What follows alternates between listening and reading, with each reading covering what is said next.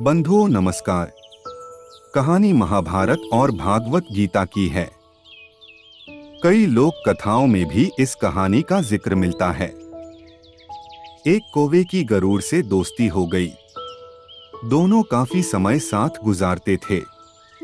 उनमें मित्रता इतनी गहरी हो गई थी कि आपस में कभी कोई बात नहीं छिपाते थे।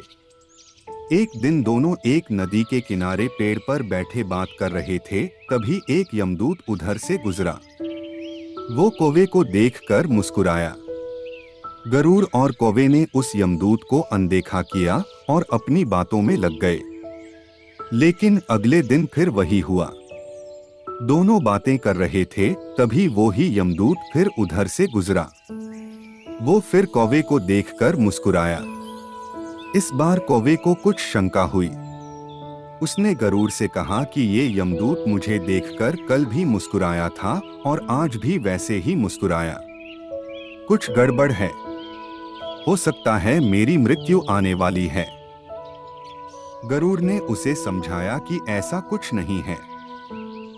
ये एक संयोग भी हो सकता है। तुम चिंता मत करो। 2-3 दिन और ऐसे ही निकले। रोज यमदूत कौवे को देखकर मुस्कुराता।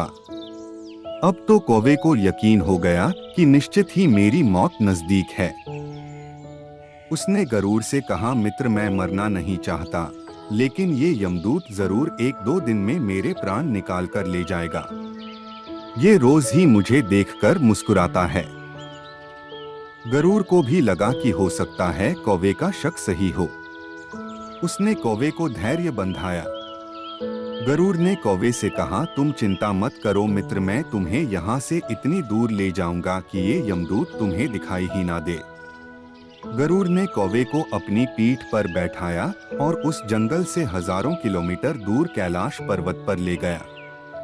दोनों को अब ये डर नहीं रहा कि यहाँ कोई उन्हें परेशान कर सकता है। लेकिन वे जैसे ही कैलाश पर्वत पर पहुंचकर एक गुफा तक पहुंचे, वहां वो यमदूत पहले से ही मौजूद था। उसने कौवे को देखते ही उस पर पाश फेंककर उसके प्राण निकाल लिए। गरुड़ देखता रह गया। उसने यमदूत से पूछा, तुमने इसे मारा क्यों? यमदूत ने कहा कि इसकी मौत इसी समय लिखी थी, इसलिए इसके प्राण निकाल लिए।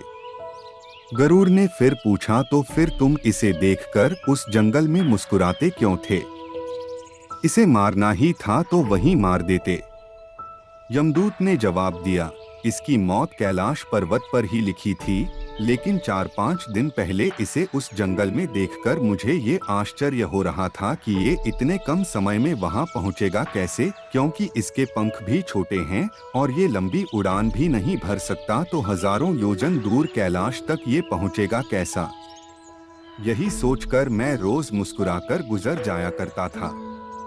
लेकिन भाग्य देखो, तुम इसके परम मित्र ही इसे यहाँ तक इतने कम समय में ले आए। कहानी की सीख, जीवन और मृत्यु भाग्य की ही बात है। इससे कहीं भी छिपा या बचा नहीं जा सकता। जब तक जिंदगी है तब तक कोई आपको मार नहीं सकता, लेकिन अगर मृत्यु निकट हो तो कोई कोशिश आपको बचा नहीं सकती। धन्यवाद।